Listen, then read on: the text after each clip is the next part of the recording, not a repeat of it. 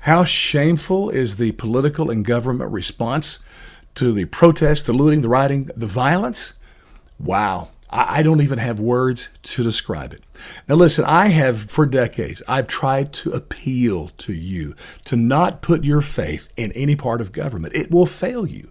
And it does, day after day, year after year. And here we have, which is really ironic, this incredible election that we're upon us here in a couple of months. You know, Biden, Trump, this presidential thing, all the way down to the local races. Everybody's saying maybe it's the most important election in our time. And yet right now, this moment, we're going through social unrest that really is epic. I mean, if there's an opportunity for politicians and government to show us its value, to show us how it can be effective to solve problems, wow, we're seeing how useless and utterly crap-filled our government and our political thing is. Now, what do I mean by the politics of violence? Well, here's what it means. All there is from our politicians and our government is rhetoric. Number one, they're condemning the violence. Wow, that's really big. You know, they're standing up and saying, hey, we condemn the violence. We protect the people's right to protest, but you shouldn't be looting and rioting and hurting each other. That we condemn with, my whole, shut up. You deserve my vote because of that comment? Really? But it gets worse. It's not just the condemnation of violence that's so big for them, but now we're into the blame game, which is at the heart of politics. So Trump is out there saying, hey, all this violence and the trouble happening in Democrat cities. And he's right about that. So it's a Democrat problem.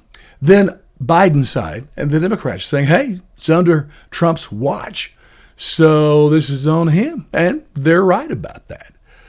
The problem is, we get nothing but rhetoric, no action in a time when we need it the most. Let me tell you what should happen here. When George Floyd was killed, the very first day, when people came out into the streets, they created signs, began to protest, that is protected by the First Amendment, even if they're saying stuff that I don't agree with. They have the right to protest. But listen, the first moment that a person picked up a rock through a window of a private business or someone's home, that person should have been carted off to jail, thrown in a jail cell. As far as I'm concerned, you should have special punishment for people who abuse the right to protest. Keep them in jail for at least a week before they can even have a hearing. And that's on the backs of the local police, local government. And if they don't do the job, then the very next day, the governor should bring in the weight of the state authority on that to stop criminal activity. If they don't, the third day, the president, federal government should come in with its power and authority, stop that mess. They all failed. And let me tell you this. People who say we should defund the police, I say we defund the entire government. If they can't do the basic job of protecting the citizens and their property, they have no reason to exist.